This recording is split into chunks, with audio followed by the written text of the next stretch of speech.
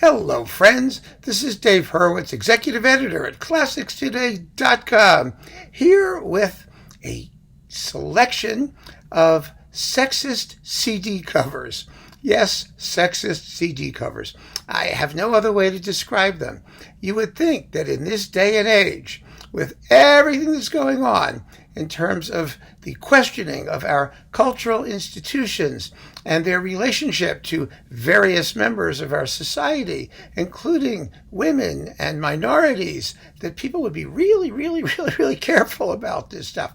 But it seems that there are some tropes that persist.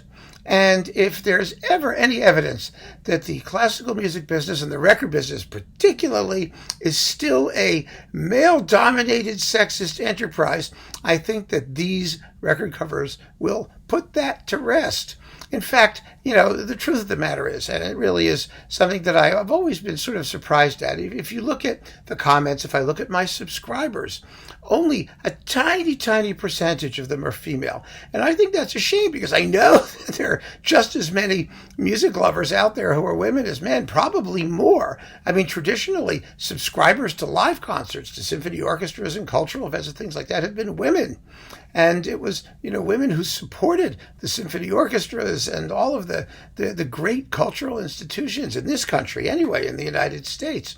Women's leagues and women's organizations, they were always the great supporters of the arts. But it seems that when it comes to records, it's still a male enterprise. Maybe it's because men are supposed to be acquisitive. We collect stuff, all kinds of stuff, cars, sometimes wives, I guess, and goodies. I mean, I'm a collector. I collect all kinds of crap. I mean, it's unbelievable. I'm a pack rat. I collect rocks. I collect pocket knives. I collect just a whole selection of things. And CDs. Of course, I've always been a serious collector. My father was an obsessive gardener. My brother collects watches. My mother, no, she's not sentimental about anything at all. She's not an acquisitive person. She's not materialistic as the guys are. I don't know. That's just my speculation. But I have to say, it really sort of shocked me, as I woke up and realized that there was some very strange stuff going on. I mean, there have always been these sort of hideous, awful record covers that kind of scared me, but I never thought of them in terms of sexism per se. I mean, remember those gruesome Berlioz covers that Deutsche Grammophon did for the Barenboim Berlioz series? Here's one. You look at that. It's just, there's things about the female form that they're doing there that just aren't very nice. And also, that was the Damnation of Faust. What about the Symphonie Fantastique? It's the same business. Really kind of grotesque.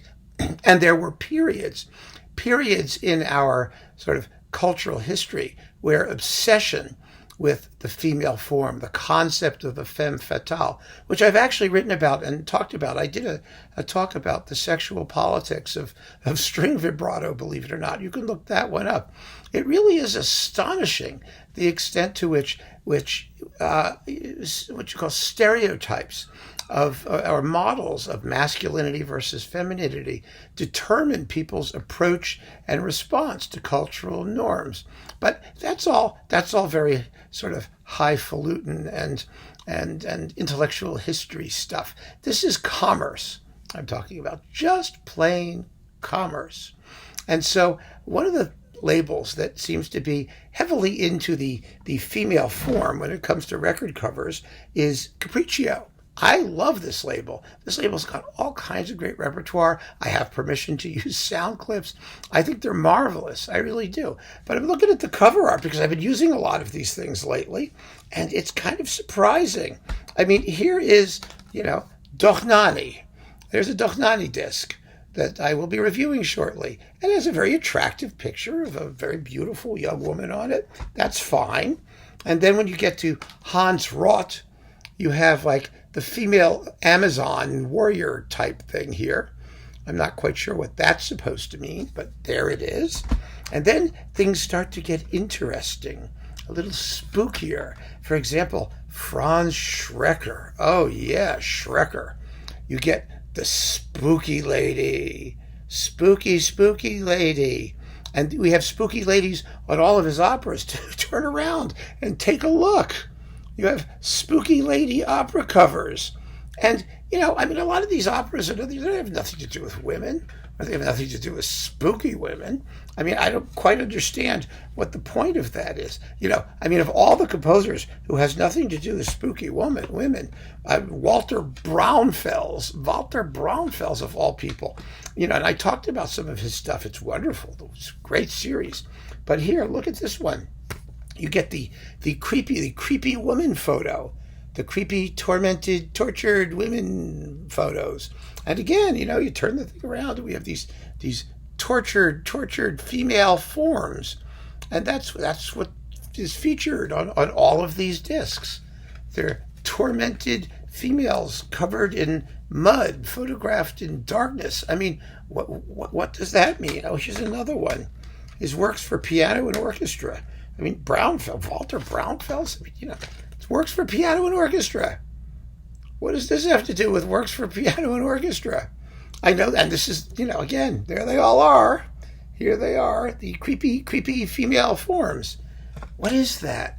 Why are they doing that? I don't get it. Now, I do understand that in the fin de siècle period, there was like I said, an obsession with the female form and these concepts of the beautiful but deadly, or beautiful but scary, or decadent, or somehow threatening idea of the female form. The great painter Gustav Klimt was the best at that. Here's his Judith and Holofernes, where Judith has just beheaded the man. You've got these voluptuous women who've just committed murder and who are sort of in orgasmic throes of having done the deed and taken the guy's head off. Or it's exactly the same thing with his Salome.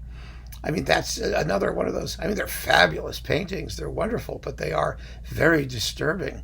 Definitely disturbing. Somehow, Walter Braunfels' works for piano and orchestra do not reach that level of disturbance. They just don't.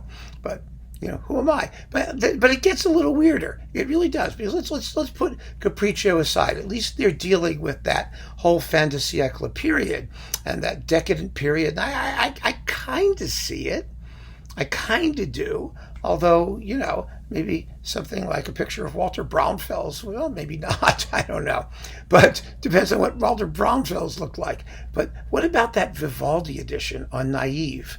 That's going to be like hundreds of discs. And they've been finding these women to do these things. Here we have the fashion model for Vivaldi String Concerti. There's that one. I've got a couple dozen of these things I could show you. And then we have the Concertos for Violin, Volume 9. We have the exotic butterfly girl who's on this cover. Vivaldi? The butterfly girl? And then, of course, we have all the Vivaldi operas. Then they really go wild. Here's Agrippo. Now, Agrippo, is not female.